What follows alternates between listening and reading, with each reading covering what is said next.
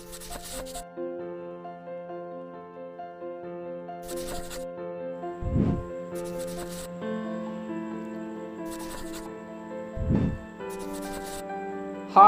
Hello नमस्ते, कैसे हैं आप सब।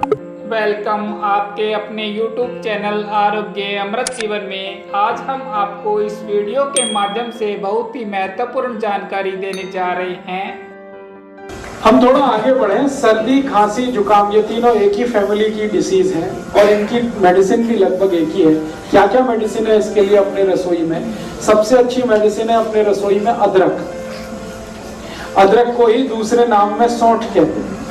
अदरक सूख जाता है तो सौंठ हो जाता है, अदरक सूख जाता है तो सौंठ हो जाता है। तो अदरक या सौंठ इसकी बेस्ट मेडिसिन है। दूसरी बेस्ट मेडिसिन है वो हल्दी है।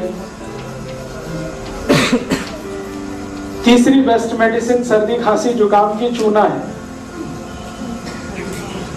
चौथी बेस्ट मेडिसिन सर्दी, खांसी, जुकाम की किशमिश है।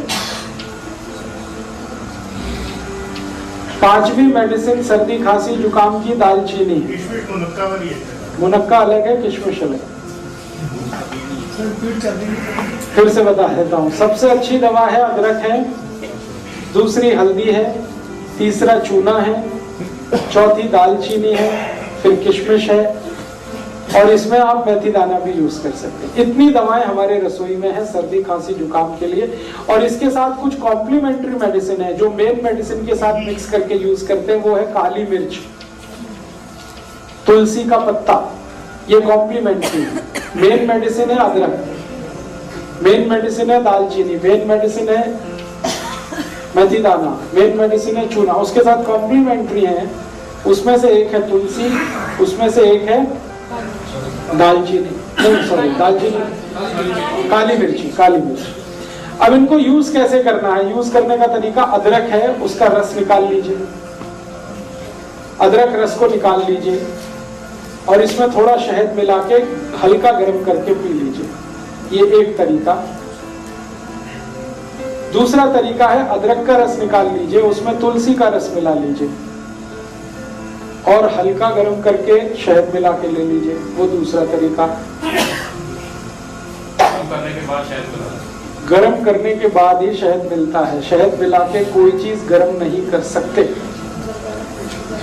अगर शहद नहीं है तो गुड़ ले लीजिए, गुड़ भी चलेगा।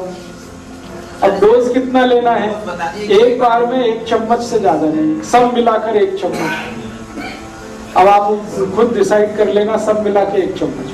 अदरक का रस, तुलसी का रस और शहद तीनों मिला के 1 चम्मच। सुबह सुबह ले लीजिए, खाली पेट बहुत अच्छा है। एक बार दोपहर को भी ले सकते हैं, एक बार शाम को। ये 3 बार ली जा सकती है दिन में, सर्दी, खांसी, जुकाम के लिए। ये कुछ बीपी वगैरह बढ़ा देता है क्या? क्योंकि एक बार लिया था जुकाम तो बिल्कुल चला गया, लेकिन पूरे दिन झुंझलाहट रही। झुंझलाहट रही होगी तो उसमें बीपी नहीं बढ़ा होगा। बीपी नहीं बढ़ाता है, ये झुंझलाहट का दूसरा कोई कारण हो सकता है। इसी तरह से सर्दी, खांसी, जुकाम में हल्दी का इस्तेमाल कर सकते हैं। हल्दी को सबसे अच्छा तरीका है खाने का दूध में मिला के, जो हजारों साल से इस देश में इस्तेमाल हो रहा है। दूध में मिला के और मिला के इसको बॉईल करना पड़ता है दूध को, फिर उसका असर आता है। दूसरा तरीका है कि अगर दूध उपलब्ध नहीं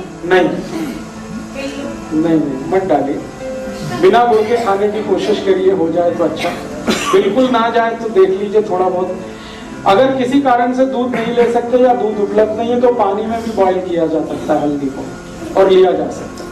ਜਿਹੜੇ ਦੁੱਧ ਚ ਪਾ ਕੇ ਲੈਣਾ, ਜੇ ਦੁੱਧ ਰਾਤ ਨੂੰ ਪੀਣ ਦਾ समय उस टाइम उसी समय लेना। अच्छा, तो सर्दी, खांसी, जुकाम में हल्दी है, पानी में ले सकते हैं, दूध में ले सकते हैं। और है जी, मात्रा हमेशा 1/4 चम्मच सर्दी, खांसी, जुकाम के, इससे ज्यादा।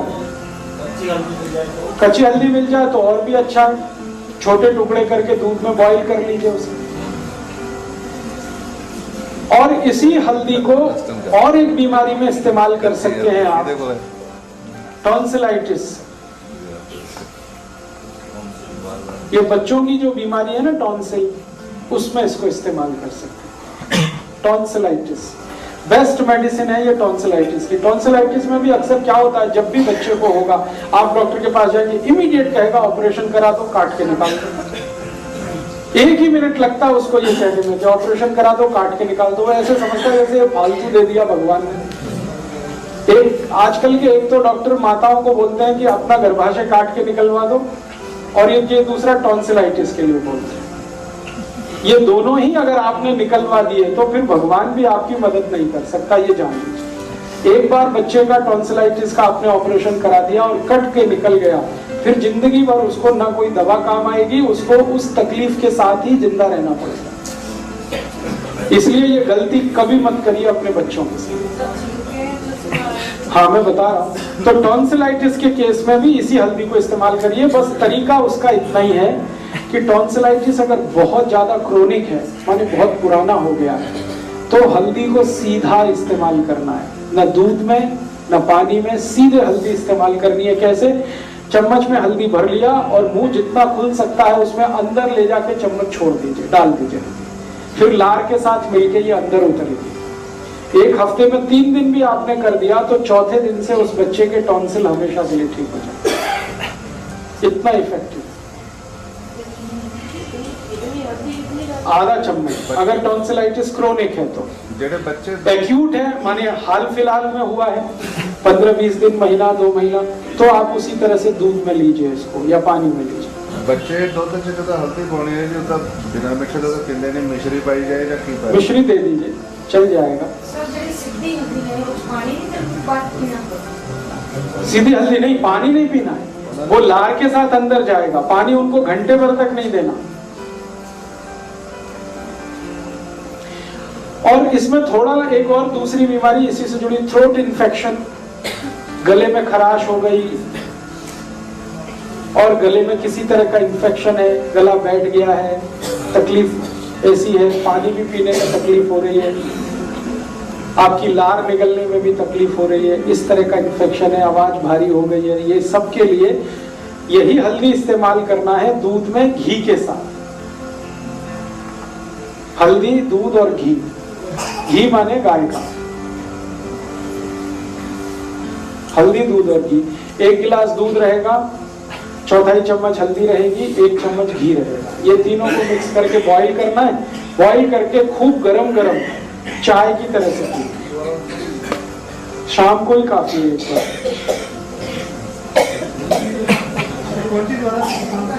है जी,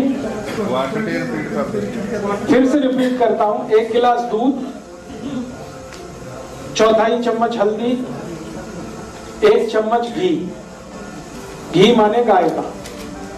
इसको एक दूसरे में मिला के खूब बॉईल करिए और इतना गर्म हो चाय जैसा, और चुस्कियां लेके पीना, सिप करके।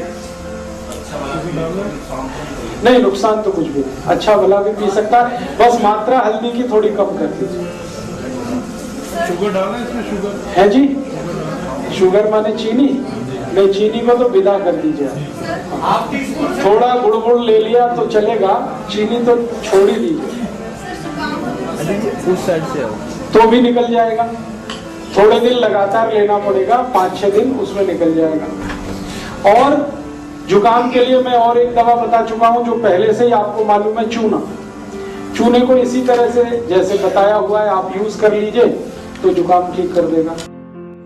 हम ईश्वर से प्रार्थना करते हैं कि आपका जीवन सुखमय और निरोग हो, आप लंबी आयु प्राप्त करें। हमारे YouTube चैनल आरोग्य अमृत जीवन को सब्सक्राइब करना ना भूलें। स्वस्थ रहें, मुस्कुराते रहें। Thanks for watching.